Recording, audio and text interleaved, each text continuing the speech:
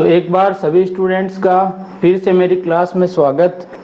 पहले 8 से 9 का जो क्लास का टाइम है उसमें मैथ्स करवाने वाला हूं और 9 से 10 वाली क्लास में आपको रीजनिंग करवाने वाला हूं। मैथ्स का अपना टॉपिक चल रहा था लाभ और हानि। और दोस्तों कल शाम को मैं क्लास नहीं ले पाया था क्योंकि मेरे ऑफिशियली इतना वर्क था कि मैं 10 बजे फ्री हो पाया था, ठीक है ना। तो उसके लिए मैं माफ़ी चाहता हूं आप लोगों से। और लेकिन आपको दोष भी देना चाहता हूं कि आप लोगों ने जो है वो क्लास सुबह मैंने टाइम नोटिफिकेशन डाला था, उसके बावजूद भी आप लोगों में कुछ लोगों ने क्लास नहीं ली, कुछ क्या बहुत सारों ने, ठीक है ना। तो आप लोग क्लास जब भी नोटिफिकेशन आता है तो उसको पढ़े। टीचमेंट का नोटिफिकेशन आपकी लाइफ बदल सकता है, ठीक है ना। ये इतना इम्पोर्टेंट है कि आपकी लाइफ बदलने का मतलब है आपकी यदि सरकारी नौकरी लग गई दोस्तों तो आपके लिए और क्या हो सकता है। इससे बड़ी लाइफ आपकी कुछ नहीं हो सकती आज के दौर को देखते हुए, है ना।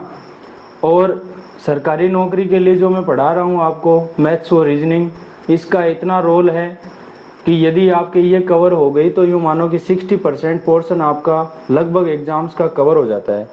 और पोर्शन आप ऐसे पढ़ सकते हो, लेकिन इस पोर्शन को आप ऐसे नहीं पढ़ सकते, इसके लिए ऐसे चलना पड़ता है, ठीक है ना। क्लास तो लेनी पड़ती है, चाहे मेरे से पढ़ो चाहे अदर टीचर से पढ़ो, आपको पढ़ना ही पड़ता है, ठीक है ना। तो दोस्तों लाभ हानि टॉपिक चल रहा था। आज मेरी सुबह की जो क्लास हुई थी उसको वो रिकॉर्डेड पड़ी है टीचमेंट पर, रिकॉर्डिंग्स में जाके आप देख सकते हो। और उसके पहले की 3 क्लासें सिकर कंपटीशन क्लासेज के नाम से यूट्यूब चैनल है उस पर पड़ी है, ठीक है, प्लेलिस्ट बनी हुई। और मैथ्स बाय मनोज दानोदिया जो नीचे वाला चैनल है इस पे रीजनिंग की क्लासें प्लेलिस्ट बनी हुई पड़ी है, पहले की रिकॉर्डेड क्लासें। जिनके एग्जाम नज़दीक आ रहा है तो वो इन चैनल को सब्सक्राइब कर लें ताकि इन पे जो पहले के वीडियो डाले हुए हैं वो आपको मिल जाएं। वहाँ से आप बढ़िया से तैयारी भी कर सकते हो। कोई डाउट है तो मुझे आप पूछ सकते हो। मेरी इतनी सी बात क्लियर हो गई है सभी के।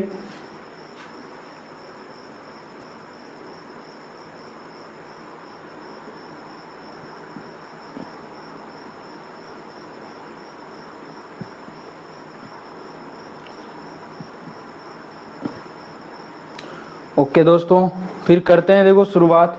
यहाँ पर देखिए लाभ हानि में जो अगला प्रश्न बनने वाला है, और मैं यहाँ पर एक प्रश्न नहीं बनाता बल्कि दोस्तों एक प्रश्न से जितने सारे क्वेश्चन निकलने वाले होते हैं वो सारे क्वेश्चन मैं आपको बताता हूँ क्लास में। कल मेरा साथी विकास मान जो इस क्लास में पढ़ता है उसने SSC MTS का पेपर दिया 5 अक्टूबर को। तो उसने यही बात कही सर कि आपके यदि मतलब मैं मेरी बड़ाई नहीं कर रहा बल्कि उसने जो बात कही वो बता रहा हूँ, अभी शायद क्लास में है तो वो बता भी देगा कि सर यदि आपके जो क्लास के नोट्स है ना उन नोट्स को पढ़ के चला जाए ना बच्चा, उन्हीं नोट्स को मैथ्स और रीजनिंग का, तो उसके दिक्कत नहीं आने वाली, मतलब उससे बाहर क्वेश्चन है ही नहीं। और ये रियलिटी है क्योंकि मैं वही चीजें पढ़ाता हूँ जो सिलेक्टेड है, फालतू की चीजें यहाँ पर काम नहीं करती, ठीक है ना। और यहाँ पर जो मेरा तरीका है उस तरीके से आपके सारे क्वेश्चन हल हो जाते हैं। अलग तरीके लगाने की जरूरत ही नहीं है, हर क्वेश्चन में फॉर्मूला लगाने की जरूरत नहीं है, हर क्वेश्चन का किसी भी क्वेश्चन में फॉर्मूला हम लगाते नहीं है। आपका क्वेश्चन बड़ा आसान तरीके से हल हो जाता है यहाँ पर, ठीक है ना। तो मेरी क्लासें हैं उनके नोट्स आप बनाएं ताकि एग्जाम समय में नोट्स पढ़ के भी जाएं तो आपके बहुत फायदा होगा, ठीक है ना। तो इसलिए पेन और नोटबुक लेके बैठे। उसने कहा कि सर एक क्वेश्चन था जो कि मतलब नहीं आया, उसने ये कहा।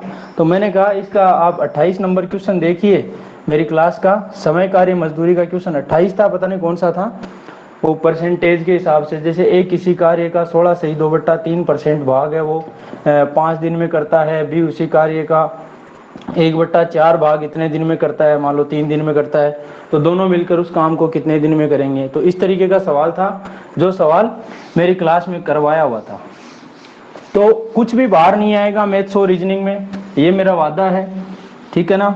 संख्या चेंज हो सकती है, तरीका नहीं, सवाल नहीं, ठीक है। तो यहाँ पर अगला जो क्वेश्चन बनने वाला है दोस्तों वो ये बनने वाला है, जैसे सवाल बन गया कि 15 वस्तुओं का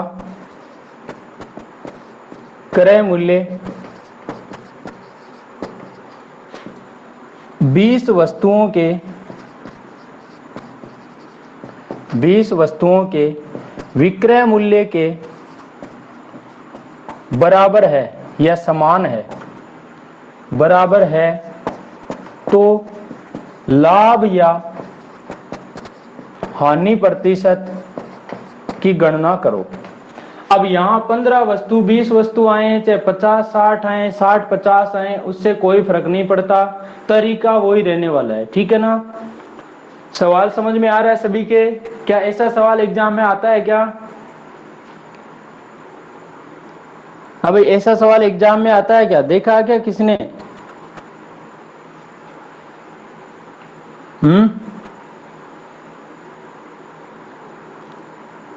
जिसने एग्जाम दिया है या बुक्स देखे हैं तो उसने तो देखा होगा।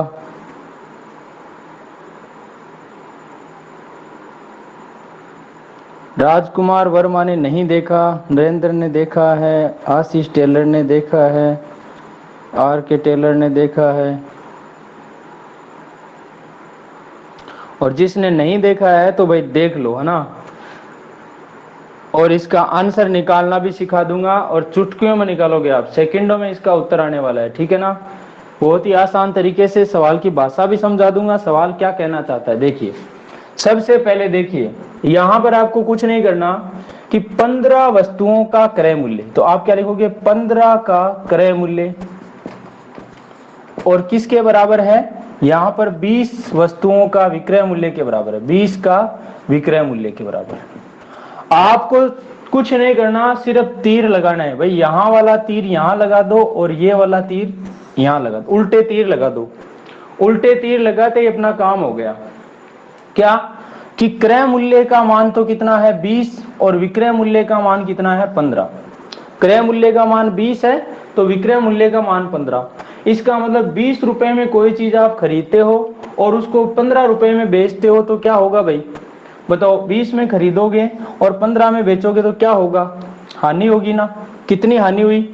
हानि हुई 5 की। कितने पर? 20 पर, क्योंकि 20 में खरीदी आपने, और गुणा में 100 लगा दो तो कितना आ जाएगा? 20 से 100 कट गया 5 बार, तो 25% की हानि हो जाएगी। बताऊंगा सवाल मैंने ऐसे क्यों कर दिया, ऐसा क्या है इसमें कि इस ऐसे मैंने कर दिया, इसको शॉर्ट क्यों कर दिया।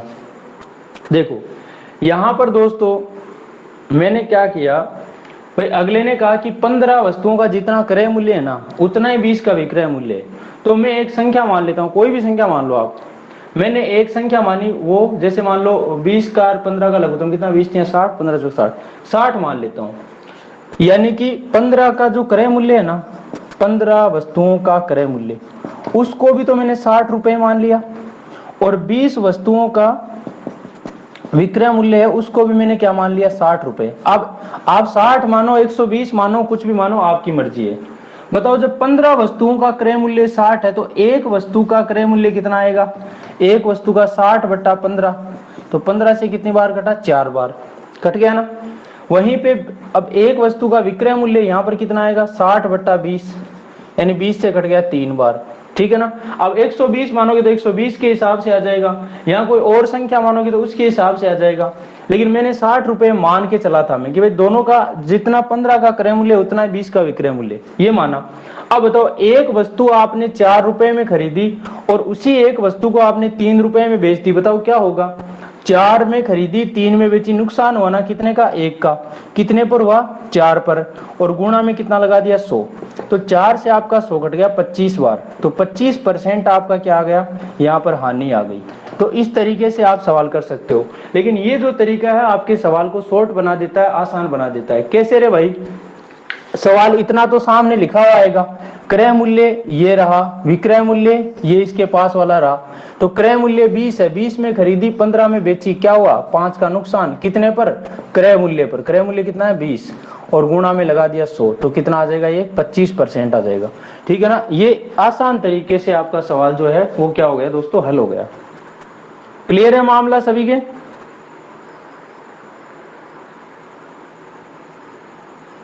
तीन तरीके से बता दिया मैंने, सॉरी 2 तरीके से।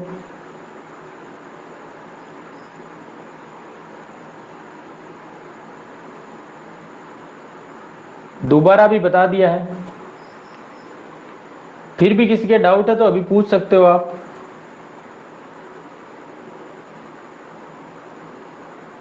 हाँ भाई, कान्हा राम जी, दीपेश, प्रेम सिंह, योगेश कुमार, माखन, शशि कपूर जी की लड़की, कुलदीप जी, यश खंडेलवाल, आशीष, राजकुमार, भावना मित्तल, सचिन, आर के टेलर, शिवचरण, सीता, नरेंद्र। तो आप लोगों के समझ में आ गया क्या भाई ये मामला? क्लियर है ना एकदम? बेसिक भी बता दिया मैंने और जो सवाल की ट्रिक थी वो भी मैंने आपको बता दी है। चलो एक सवाल आपको और देता हूं मैं ऐसा ही। सवाल में दोस्तों ऐसे दे दिया, यहां पर आपको कह दिया 63 वस्तुओं का क्रय मूल्य 56 वस्तुओं के विक्रय मूल्य के बराबर है। 63 वस्तुओं का क्रय मूल्य 56 वस्तुओं के विक्रय मूल्य के बराबर है, तो लाभ या हानि प्रतिशत की गणना करो। यहां पर लाभ है तो लाभ परसेंट बताइए और हानि है तो मेरे दोस्त हानि परसेंट बताइए।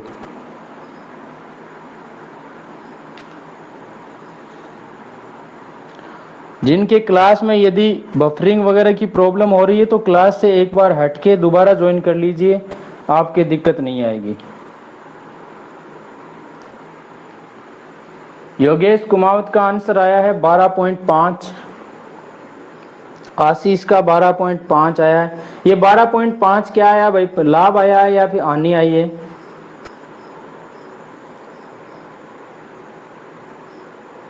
Profit, very good.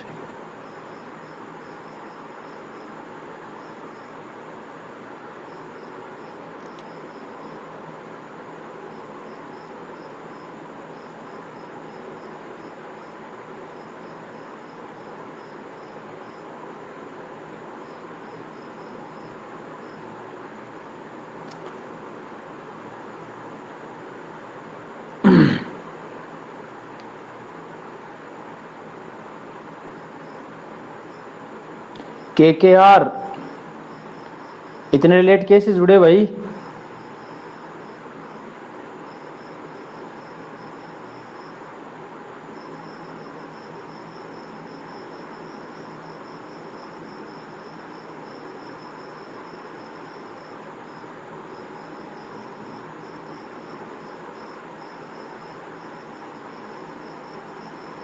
चलिए दोस्तों, अब देखिए ये सवाल भी आपका इसी तरीके से हो जाएगा। यहां पर देखो अपने को क्या कहा, 63 वस्तुओं का क्रय मूल्य बराबर है किसके, 56 वस्तुओं का विक्रय मूल्य। क्रय मूल्य वाला तीर यहां लगा दो, विक्रय मूल्य वाला तीर यहां लगा दो। तो देखो क्रय मूल्य कितना बना, यदि क्रय मूल्य 56 बनता है तो विक्रय मूल्य कितना बनता है दोस्तों, 63 बनता है। बताओ आप 56 में कोई चीज खरीद के 63 में बेचोगे, क्या होगा भाई, लाभ होगा या हानि होगी?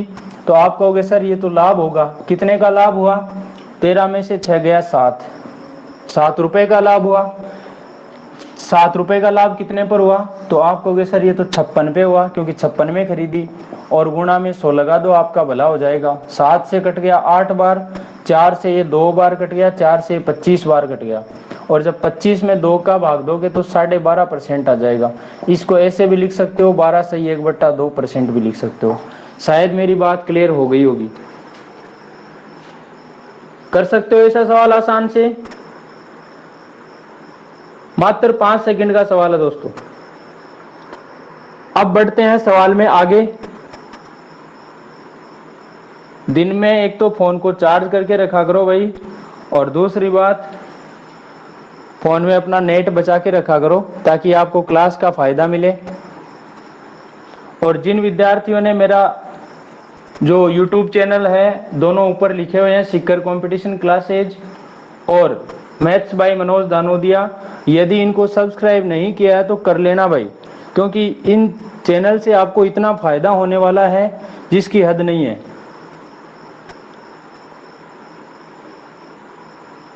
ये बहुत फायदा करने वाले हैं आपका। इन चैनलों पे जो चीज डाली जाएगी वाजिब चीज डाली जाएगी, इनसे बाहर भी कुछ नहीं आने वाला है। स्टूडेंट्स यदि आप क्लास ले रहे हो तो पेन और नोटबुक क्लास में साथ रखें ताकि आपको फायदा मिले क्लास का, नहीं तो भैया आके जाने से कोई फायदा नहीं मिलेगा।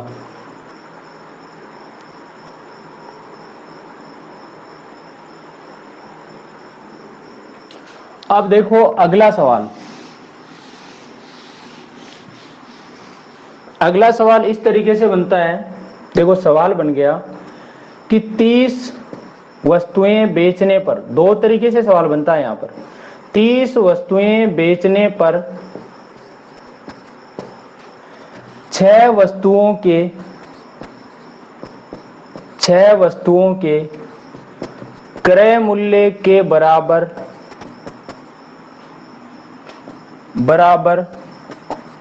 लाभ होता है। अब यहां वस्तुओं की जगह नींबू संतरे भी दे सकता है कि 30 नींबू बेचने पर 6 नींबुओं के क्रय मूल्य के बराबर लाभ होता है। 30 पेंसिल बेचने पर 6 पेंसिलों के क्रय मूल्य के बराबर लाभ होता है। तो लाभ प्रतिशत कितना होगा? एक सवाल तो ये बन गया। दूसरा सवाल बनता है कि 30, देखो दोनों सवाल सेम बना रहा हूं, भाषा शैली एकदम सेम बनेगी सवालों में, लेकिन फर्क होगा और ये सवाल आपको हमेशा कंफ्यूज करते हैं। 30 वस्तुएं बेचने पर 6 वस्तुओं के विक्रय मूल्य के बराबर लाभ होता है। तो लाभ प्रतिशत कितना होगा? देखो सवाल बिल्कुल दिखने में सेम होता है, लेकिन एक ही चीज की वजह से आप जो सवाल है उसमें कंफ्यूज हो जाते हो और आपके डाउट बना रहता है। राजकुमार जी वर्मा, आप क्लास एक बार हटके दोबारा ज्वाइन करो।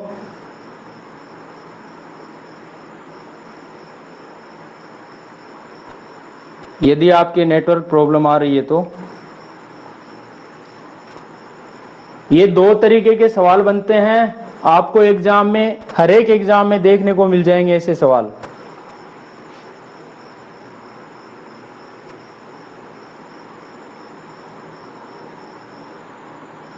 सवाल आप छाप सकते हो, संख्याएं चेंज हो सकती है, संख्याओं की गारंटी नहीं लेता, ठीक है ना। संख्या 30 की जगह 35 आ जाए, 50 आ जाए, 52 आ जाए, 20 आ जाए, यहाँ 6 की जगह 4 आ जाए, 5 आ जाए, कुछ भी आ जाए। लेकिन इस सवाल को समझना आपको क्या करना है। देखो एक चीज तो क्या है कि 30 वस्तुएं बेचने पर 6 वस्तुओं के क्रय मूल्य के बराबर लाभ। यहां पर तो क्या है, क्रय मूल्य के बराबर लाभ, और यहां किसके बराबर लाभ है? विक्रय मूल्य के बराबर लाभ। ध्यान रखना, यहां तो क्या है, क्रय मूल्य के बराबर लाभ है और यहां है विक्रय मूल्य के बराबर लाभ है। तो पहली बात देखो, लाभ जो है ना दोस्तों, लाभ तो इसमें भी 6 कर देना और इसमें भी लाभ कितना कर देना? 6 कर देना। लाभ तो दोनों में 6 कर देना।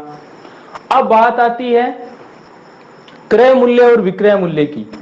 तो देखो एक तो लिखा मैंने क्रय मूल्य और दूसरा लिखा मैंने विक्रय मूल्य, ठीक है। यहां पर मैं क्या लिखूंगा, एक लिखा मैंने क्रय मूल्य और दूसरा लिखा विक्रय मूल्य। देखो दोनों सवाल साथ में बताने का रीजन है मेरा, ताकि आपके डाउट नहीं रहेगा, ठीक है ना। देखो यदि दोस्तों क्रय मूल्य के बराबर लाभ हो तब तो ये 30 है ना, ये क्या बन जाएगा? क्रय मूल्य बन जाएगा। और यदि विक्रय मूल्य के बराबर लाभ हो तो ये 30 क्या बन जाएगा? तब ये 30 विक्रय मूल्य बन जाएगा। इतनी बात शायद समझ में आ गई होगी सभी के। आ गई है क्या?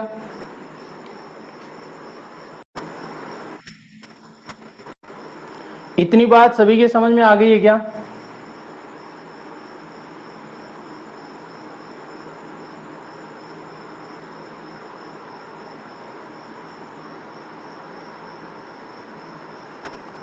हाँ भाई, क्लास में क्लियरिटी तो एकदम बढ़िया से आ रही है ना? क्योंकि एक दो स्टूडेंट्स की दिक्कत आ रही है तो उसके लिए पूछ रहा हूं मैं।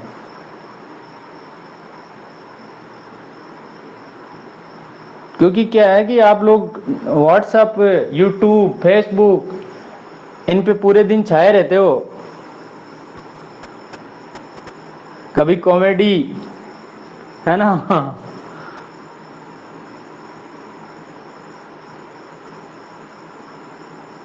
बिग स्क्रीन नहीं हो रही है, आप उसको रोटेट मत करो, उसको पोर्ट्रेट में रहने दो, अपने आप हो जाएगी। ये जो है वो अपने आप ही बिग कर रखी है स्क्रीन को।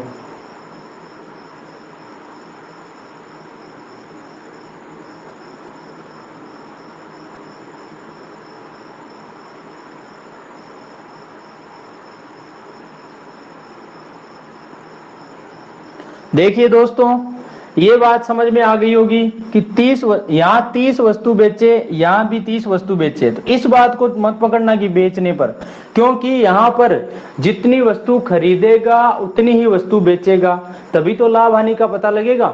तो यहाँ खरीदेगा भी 30, भाई मतलब कितने खरीदेगा मुझे पता नहीं, ये इस बात का पता तो यहाँ से लगेगा कि देखो यदि क्रय मूल्य के बराबर लाभ हो रहा है तब तो ये चीज, ये जो 30 है ना, वो क्या बन रहा है, क्रय मूल्य बनेगा। और यदि विक्रय मूल्य के बराबर लाभ है तो ये वाला 30 क्या बन जाएगा, विक्रय मूल्य। इतनी सी बात जानता हूं और कुछ नहीं जानता। अब बताओ, 30 क्रय मूल्य है, 6 का लाभ है, तो विक्रय मूल्य क्या बन जाएगा, 30 + 6 बन जाएगा, मतलब 36 बन जाएगा। लेकिन हमें विक्रय मूल्य से कोई मतलब नहीं है। क्यों? क्योंकि हमारा जो लाभ हुआ, लाभ कितने का है, 6 का, कितने पर, इस 30 पर, तो नीचे आ गया 30, क्योंकि क्रय मूल्य पे काउंट करेंगे ना आप, और गुणा में 100 लगा दो, तो 0 से 0 कट गया, 3 से 6 कट गया 2 बार, तो 2 × 10 यानी कितना आ जाएगा, 20% का लाभ आ जाएगा। शायद मेरी बात समझ में आ गई होगी। लेकिन इसमें 20% नहीं आएगा, इसमें कितना आएगा, देखो आपका विक्रय मूल्य जो है वो 30 बना है और लाभ 6 रुपए का। बताओ 30 रुपए में बेच रहे हो 6 रुपए का लाभ लेकर, इसका मतलब वस्तु आपने कितने में खरीदी है, 30 से कम में ही खरीदी है ना। तो 30 से कम में मतलब 30 - 6 कितने में खरीदी है, 24 में खरीदी है। ठीक है, 24 में खरीद कर 30 में बेचोगे तब जाके 6 का क्या होगा, लाभ होगा। अब आपको देखो लाभ हुआ 6 का, कितने पर हुआ, इस 30 पर नहीं हुआ, 30 में तो बेची है, कितने पर होगा, क्रय मूल्य पर होगा। तो क्रय मूल्य कितना माना है हमने, सॉरी कितना आया है यहाँ पर, 24 आया है, और गुणा में लगा दो धीरे से 100, आपका भला हो जाएगा। देखो 6 के फाड़े से 24 कट गया 4 बार, और 4 से 100 कट जाएगा 25 बार, यानी यहाँ पर जो लाभ आएगा वो दोस्तों 25% लाभ आएगा। क्लियर है मामला? अरे भाई क्लियर है ना?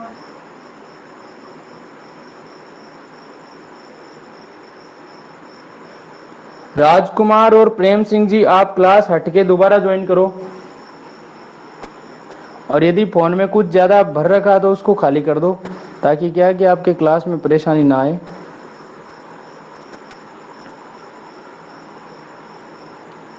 ये दोनों सवाल शायद सभी के समझ में आ गए होंगे। अब इस सवाल में देखो, मैं लाभ की जगह क्या करता हूं दोस्तों, यहाँ पर 30 वस्तुएं बेचने पर 6 वस्तुओं के क्रय मूल्य के बराबर हानि होती है। लाभ की जगह मैंने क्या कर दिया, यहाँ पर हानि कर दिया है, और यहां भी क्या कर दिया दोस्तों, हानि कर दिया है, हानि कर दिया है। तो फिर हानि प्रतिशत बताइए, हानि प्रतिशत होती है तो हानि प्रतिशत। ठीक है, लाभ का और हानि का दोनों सवाल एक साथ करवा रहा हूं आपको।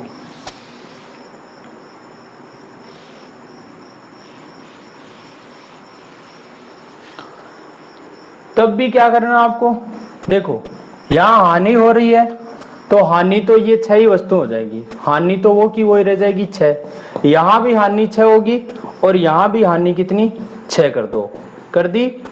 उसके बाद बात आती है क्रय और विक्रय की, तो ये क्रय लिख दिया और एक लिख दिया विक्रय, यहां भी एक क्रय लिख दिया और दूसरा क्या लिख दिया, विक्रय। ठीक है, यदि दोस्तों क्रय मूल्य के बराबर हानि हो चाहे लाभ हो, तब तो आपका ये 30 क्या बनेगा, क्रय मूल्य बनेगा, और विक्रय मूल्य के बराबर लाभ या हानि हो तो ये 30 यहाँ वाला क्या बनेगा, आपका विक्रय मूल्य बनेगा। ठीक है ना, ये ध्यान रखना। अब बताओ 30 रुपए में कोई चीज खरीदी, 6 का नुकसान लिया, तो कितने में बेचोगे उसको, 24 में बेचोगे, यानी 30 में से 6 कम कर दो, 24 में बेचोगे। अब बताओ इस चोरी से हमें कोई लेना देना नहीं। क्यों? क्योंकि 6 की हानि होगी तो वो 30 पर होगी ना, क्रय मूल्य पर। तो हानि हुई कितने की? 6 की हुई कितने पर? 30 पर, और गुणा में 100। तो देखो 6 से 30 कट गया 5 बार, और 5 से 100 कट गया 20 बार, तो वही आपकी 20% की हानि हो गई है। ठीक है, लेकिन इस सवाल में देखो हानि 6 रुपए की है, 30 रुपए में वस्तु बेच रहे हो। बताओ 30 रुपए में यदि वस्तु बेची 6 रुपए का नुकसान लेकर, इसका मतलब वस्तु आपने कम में खरीदी है ज्यादा में। यदि कम में खरीद कर ज्यादा में बेचोगे तब तो आपको लाभ होगा, लेकिन ज्यादा में खरीद के कम में बेचोगे तब आपको क्या होगा? नुकसान होगा। इसका मतलब क्रय मूल्य क्या बनेगा? ज्यादा बनेगा। ज्यादा बनेगा तो 30 में ये 6 क्या कर दो? प्लस कर दो, यानी 36। 36 में खरीद कर 30 में बेचोगे तो 6 की हानि पक्का हो जाएगी। अब देखिए दोस्तों, ये हानि जो है प्रतिशत में निकालने के लिए इस विक्रय मूल्य की जरूरत नहीं पड़ेगी, बल्कि क्रय मूल्य की, इसलिए मुझे क्रय मूल्य निकालना पड़ा। ठीक है ना, 6 की हानि हुई कितने पर? इस क्रय मूल्य पर, यानी 36 पर, और गुणा में लगा दो कितना मेरे दोस्त? 100 लगा दो। 6 से 36 कट गया 6 बार, और 2 से ये 3 बार कट गया, 2 से 50 बार कट गया। 50 में 3 का भाग दोगे या तो 50/3%, या फिर लिख सकते हो 16 सही 2/3%। ये आपका आंसर बन जाएगा। शायद मेरे जो दोनों सवाल मैंने आपको बताए क्लियर हो गए होंगे।